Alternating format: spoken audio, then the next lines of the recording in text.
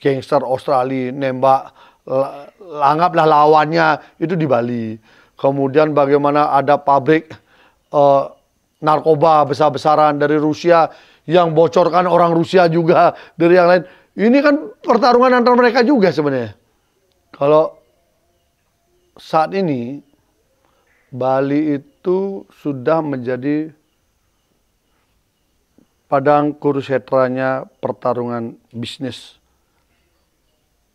antar orang Bali, antar orang Indonesia yang ada di Bali, orang asing, dan antara sesama orang asing.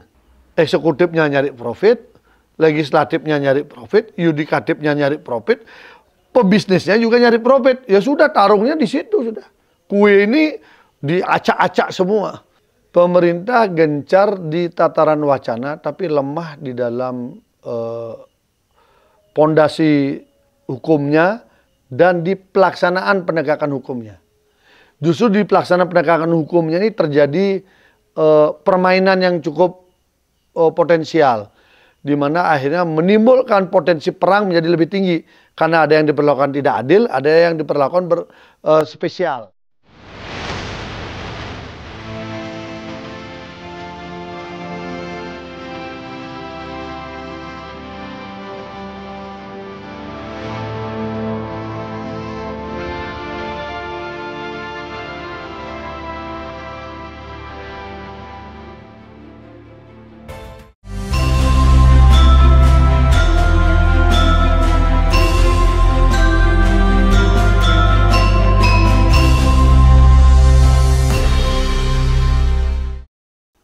Kalau saat ini Bali itu sudah menjadi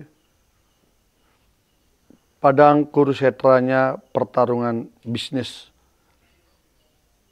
antar orang Bali, antar orang Indonesia yang ada di Bali, orang asing, dan antara sesama orang asing.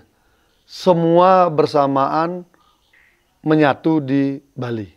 Ini yang hari ini sedang terjadi, sehingga perebutan kue dunia kerja itu terjadi baik sesama orang Bali maupun orang Bali dengan pendatang.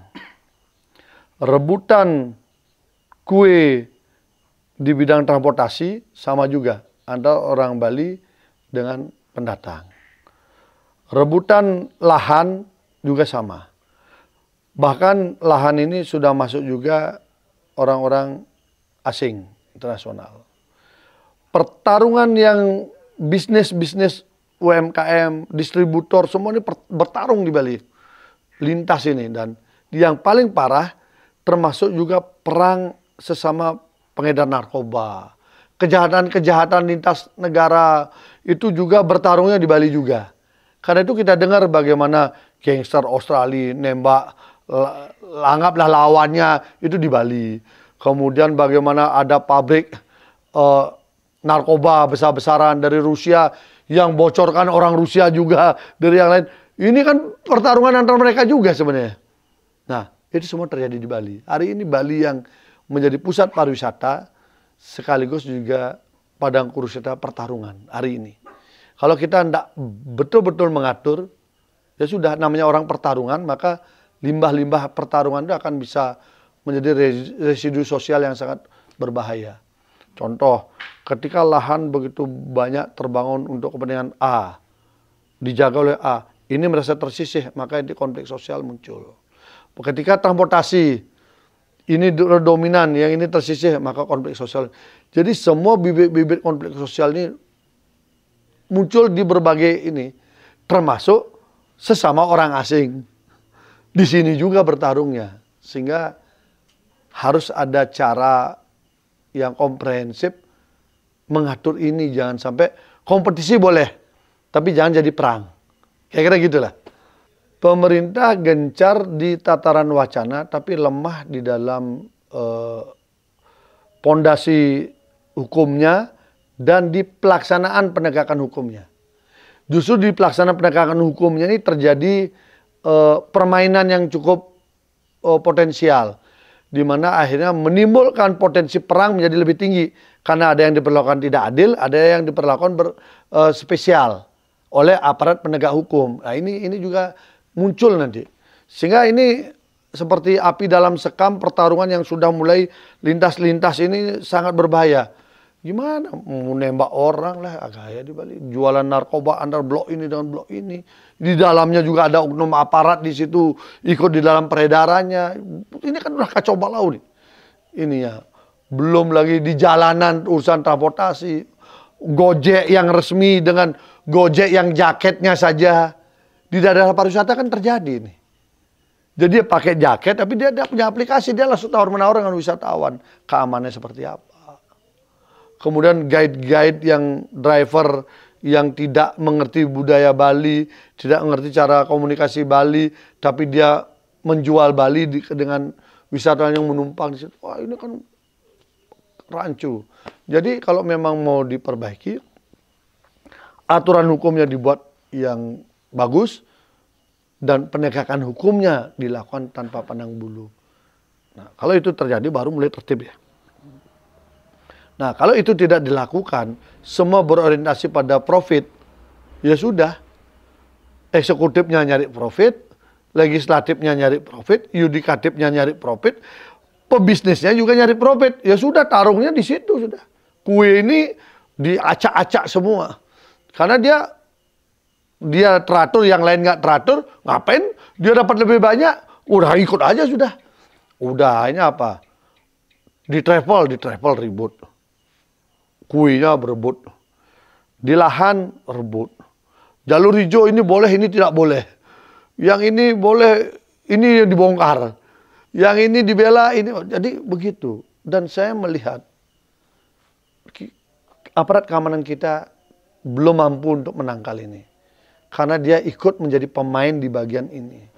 Itu yang kita sesalkan. Sehingga kalau yang harusnya menegakkan aturan ikut bermain, maka ini peperangan perebutan kue ekonomi di Bali bisa semakin banyak variannya. Variannya jadi makin banyak. Tadi kan, antar sesama orang lokal berebut di kue yang sama.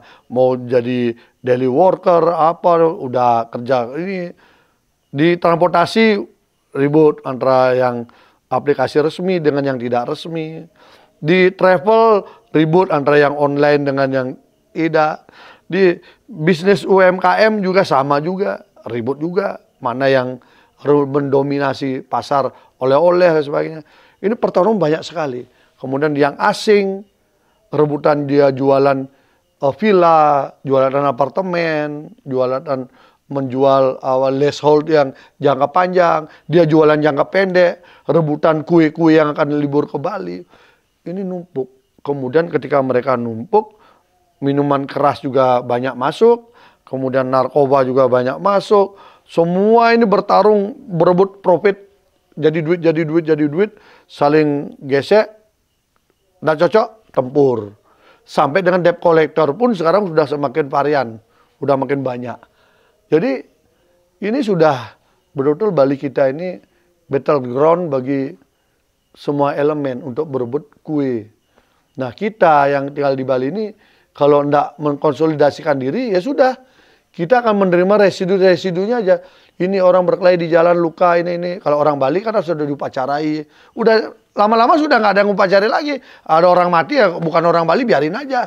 Sudah nggak ada upacara lagi. Akhirnya apa? Secara niskala kondisi Bali semakin lama, semakin turun dia daya magis spiritualnya.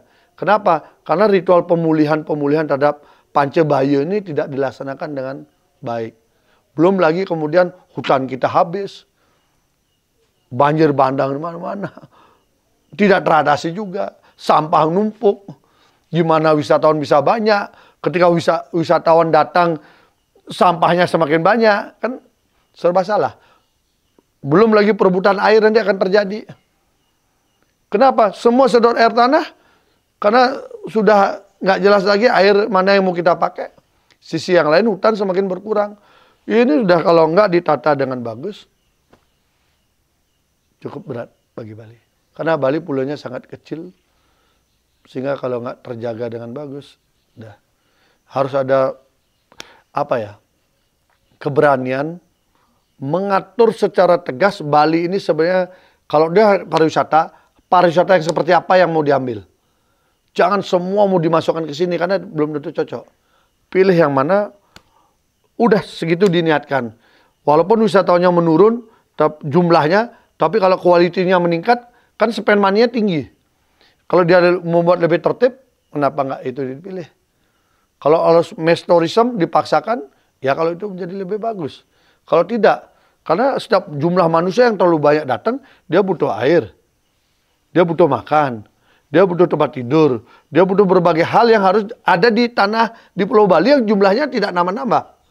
Kita ini kan pulaunya nggak nambah-nambah, yang ada semakin abrasi. Sementara dijejali semakin banyak. Belum lagi pertarungan yang tadi saya cerita itu, pertarungan kue itu, aduh. Gawat.